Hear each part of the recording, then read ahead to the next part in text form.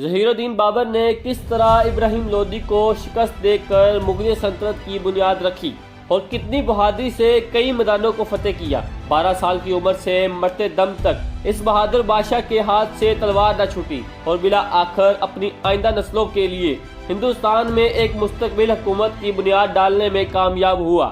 ظہیر الدین بابر کی وفات کے بعد اس کا بیٹا نصیر الدین محمد ہمایوں مغلیہ سلطنت کا دوسرا بادشاہ بنا۔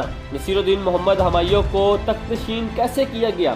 نصیر الدین محمد ہمایوں کو کن مشکلات کا سامنا کرنا پڑا اور سلطنت کی تقسیم کیسے ہوئی؟ ہمایوں کو بغاوتوں اور سازشوں کا سامنا کرنا پڑا۔ نصیر الدین محمد ہمایوں کو کس نے ہندوستان سے نکالا؟ میں ہوں آپ کا دوست اور آپ دیکھ رہے ہو دیکھو سوچو سمجھو۔ اس مغل سیریز کی یہ دوسری ایپیسوڈ ہے اور یہی سب ہم آپ کو بتائیں گے۔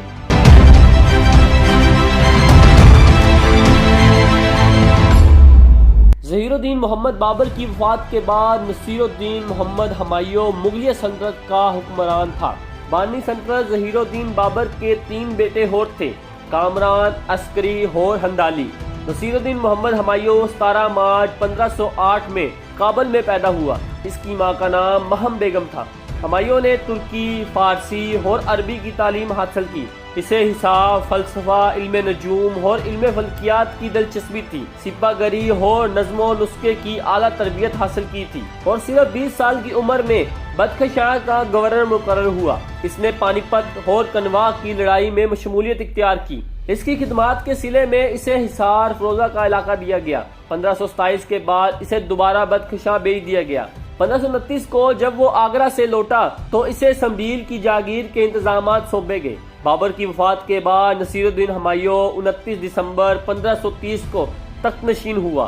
بابر کی آخری علاوت کے دوران وزیر اعظم نظام الدین خلیفہ نے سازش کی کہ مہدی خواجہ، جو کہ ہمایوں کا بہنوئی اور تجربہ کار سپہ سالار تھا، اس کو تخت پر بٹھا دیا جائے، لیکن یہ سازش ناکام رہی اور بابر نے پہلے ہی امراء کو وصیت کی تھی کہ ہمایوں کو تخت نشین کرے اور اس سے وفاداری نبھائے۔ اس طرح بابر کی وفات کے بعد ہمایوں تخت نشین ہوا۔ لیکن دوستو، وراثت میں ملا ہوا تخت ہمایوں کے لیے پھولوں کی سیج ثابت نہ ہوا۔ بابر کو اتنی فرصت ہی نہ ملی کہ وہ اپنی پوزیشن اور حکومت کو مستحکم کریں اور یہی غیر مستحکم حکومت ہمایوں کے لیے مشکلات کا سبب بنا۔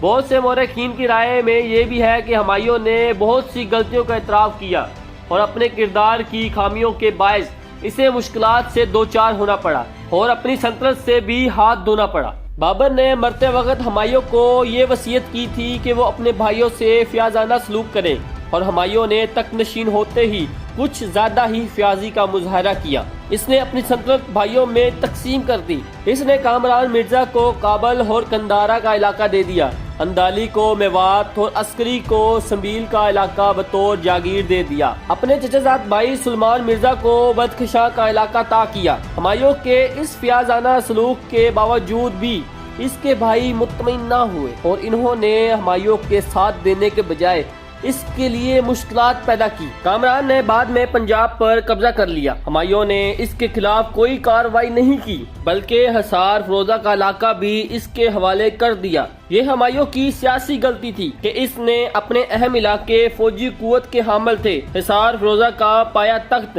اور کابل و قندھارا کے درمیان ایک اہم فوج چوکی تھی اور اس کے ہاتھ سے نکل جانے سے اس کی فوجی طاقت کمزور پڑ گئی۔ ان علاقوں کی آمدنی ہاتھ سے چلے جانے سے مالی نقصان بھی ہوا۔ بابر کی وفات کے بعد ملک میں چاروں طرف بغاوتیں پھیلنے لگی۔ بابر نے ہندوستانی حکومت اور سلطنت اغوان حکومت ابراہیم لودھی کو قتل کر کے حاصل کی تھی۔ اغوانیوں کو شدت سے احساس ہوا کہ اغوان حکومت جیسی بھی تھی ان کی اپنی تھی، مگر اب وہ مغلوب ہو چکے تھے، اسی لیے وہ اپنی حکومت کی بحالی کے لیے میدان میں آ گئے۔ انہیں محمود لودھی، بہادر شاہ اور شیر خان سوری جیسے سردار مل گئے۔ اغوان امراء کو اس بات کا احساس تھا کہ ہندوستان پر ان کا حق ہے اور مغلوں کو وہ ملک سے باہر نکال سکتے ہیں۔ تمام اغوان سرداران نے تخت کے اصول کے لیے ہر طرح کی ممکنہ کوشش کرنا شروع کر دی۔ اس کے علاوہ بہار میں شیر خان نے اپنی قوت کا سلسلہ شروع کیا۔ گجرات میں بہادر شاہ ہمایوں کو ہندوستان سے نکالنے کے لیے بہت ہی زیادہ جدوجہد کر رہا تھا۔ ہمایوں کی کردار کی سب سے بڑی غلطی یہ تھی کہ وہ اپنے دشمنوں کو مکمل ختم نہیں کرتا تھا، بلکہ ایک معمولی فتح کے بعد جشن مناتا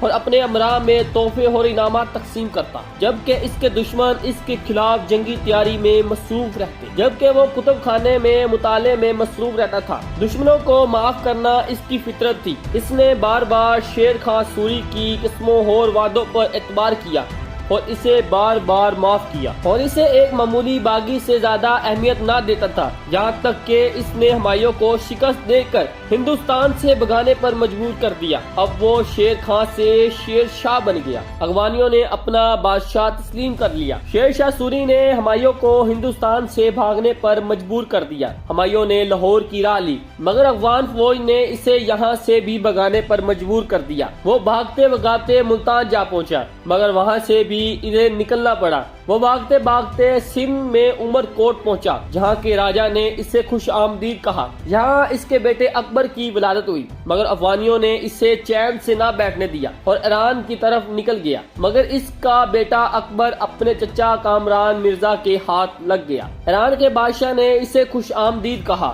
اور ہر ممکن مدد کا وعدہ کیا۔ ہندوستان کی حکومت دوبارہ حاصل کرنے کے بعد ہمایوں طویل عرصے تک زندہ نہ رہا۔ ہمایوں کو دوبارہ ہندوستان کی تخت پر بٹھانے والا وہ کون تھا؟ ہمایوں کا بیٹا اکبر جو کہ کامران مرزا کے ہاتھ لگ گیا تھا، وہ کہاں گیا؟ مغلیہ سلطنت کا تیسرا بادشاہ کون تھا جو ایک بہت بڑی سلطنت کا بادشاہ بن گیا؟ یہ تمام باتیں ہم اسی مغل سیریز کی اگلی قسط میں آپ کو بتائیں گے، اور ایسی ویڈیوز دیکھنے کے لیے ہمارے چینل دیکھو سوچو سمجھو کو سبسکرائب کیجیے۔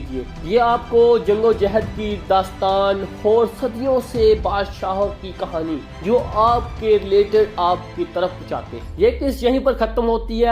اب آپ کو ملیں گے ہم اگلی اور نیکسٹ ویڈیو میں۔